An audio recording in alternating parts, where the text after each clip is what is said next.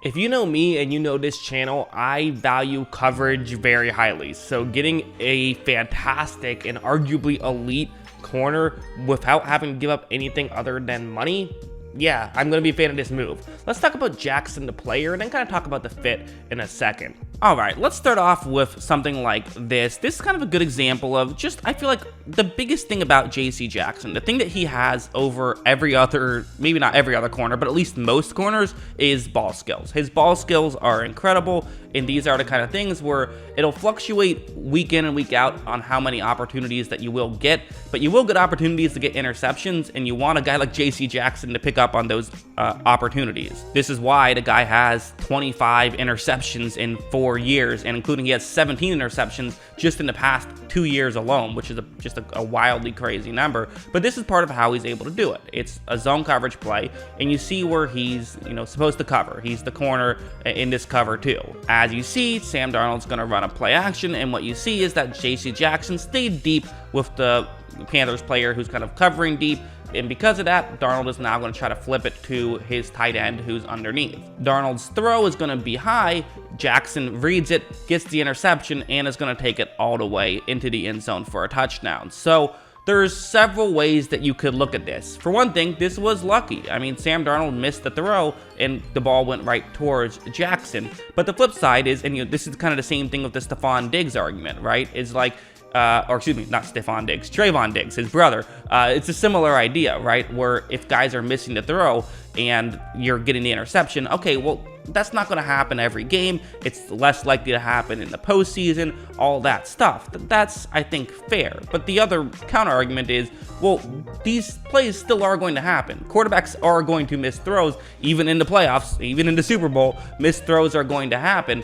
And you want a guy who can take advantage of those and get those splash plays. I mean, that's a huge difference, getting an interception for a touchdown that far away. I believe that was 92-yard interception for a touchdown. Like, you'll take that, and that's a big deal. Let's go over to a play like this. I think this is an interesting example of kind of what Jackson does, where it's going to be man coverage, and you see that he has a one-on-one matchup against the receiver in the slot right here.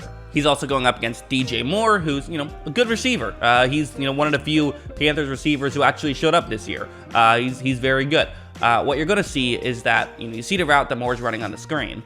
And you see how Jackson, he is going to create a little bit of contact, but, try to throw Moore off a little bit, but he is going to trail behind a little bit. And it seems like Jackson's okay with this. Jackson doesn't mind being a step behind. This is a comfortable position for him because, quite frankly, if the ball gets thrown, he has sometimes better receivers better ball skills than the receiver he's going up against does. Look at how when Darnold makes this throw, Jackson's able to box out DJ Moore and get the interception right there. So it's kind of one of those things where, okay, there might be a step, but sometimes that's a good thing. Sometimes there's a reason for letting that happen, and you can feel okay about it. Although now let's go over to this play, because you have to wonder, okay, why is Bill Belichick seemingly less high on JC Jackson than everyone else? And something like this, I think, is kind of a good example of why. Because watch how, right when this play begins, you see Jackson kind of allow Diggs to get that inside leverage a little bit. He knows he has help over the middle, but the issue is, if you're going to kind of live a step behind and rely on your ball skills,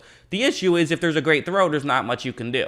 As you see, Josh Allen makes a perfect throw, and they're able to get a touchdown there. So at the same time, I kind of just feel, to me personally, like, well, yeah, if a quarterback makes a good throw, it's rare that there's anything you can do regardless. Like, it's difficult sometimes to completely take away a receiver. But in the NFL in 2022, oftentimes a cornerback's job, in my opinion, is just to make it as difficult as possible for a quarterback to have to make throws. Make it very difficult. You're not going to shut him down almost ever, so just make things difficult. I also think this Jets game was a great example of really showing off, he kind of flexed his muscles in this one, I think, and really showed off the talent we're working with. And when he is at his best, what he can do, and he's at his best pretty frequently. On this play, it's going to be man coverage. It's a one-on-one matchup, and you see the route he's trying to cover, this curl route over the middle. And one of the things that I really like about Jackson, and maybe part of this was Bill Belichick's coaching, but he's clearly a smart player, and you see that on film. Watch how he's going to follow his man right here, but the second he sees a stop, he steps in front and undercuts that route, tips it up, and eventually catches it himself. So that's just what he can do, is, again, kind of being okay with letting a receiver start to run by him because he knows that he's fast enough to at least keep up right? He's not going to lose that much. And then right when he reads that there's a route happening, he can take it away, which is what, ideal. That's what you want in a corner. So this is also how those big plays can happen. Also, let's look at something like this. This is another good example of how, quite frankly, sometimes a guy like JC Jackson, even when stuff is open, you don't want to throw it to him because it can be an issue. Where on this play, it's man coverage. You see the route that Jackson is covering and watch what happens. As you see, so we're going to get, the receiver gets outside leverage right here. And for Zach Wilson, you do kind of understand why he wants to make this throw. Like, there is kind of that leverage, but obviously he's at the hash marks on the top of the screen. It's going to be difficult for him to get it, but, corner's back is turned, right? And he's a rookie quarterback, so he thinks, oh, hey,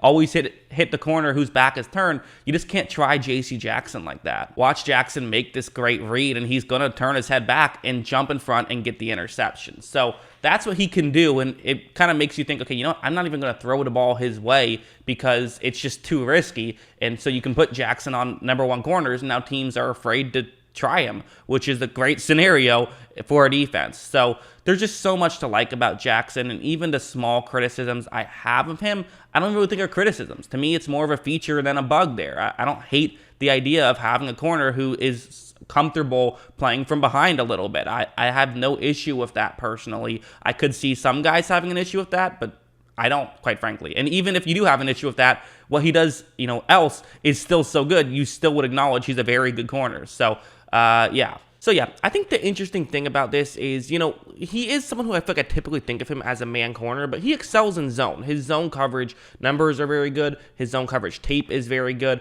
And he's someone who can definitely go out and make a play. So for someone like this Brandon Staley defense, where clearly they are trying to, they added Khalil Mack, they're now getting JC Jackson. They're kind of a little bit trying to recreate that magic that the Rams had, right? Of kind of get the stars, get those superstars, let them do their thing, and then kind of fill up the rest of the roster with depth. Well, the first part is down. Now, I'm not going to say JC Jackson is Jalen Ramsey, but he's not that far off. He's very good. So we'll have to see how he plays in this scheme for sure. But as a whole, it's hard to have any other takeaway other than this is a very good signing for JC Jackson. This is a very good, it's a very good signing to get JC Jackson. Very good signing by the Chargers. I'm a huge fan, although the money still hasn't come out yet. So I'll try to put it in the comments once that happens. That could change something. I'm assuming it's around $20 million a year. So assuming that's the case, Chargers should be fun to watch next year. That's what I think. What do you guys think? Let me know in the comments below. Always love hearing from you. And of course, as always, thanks for watching.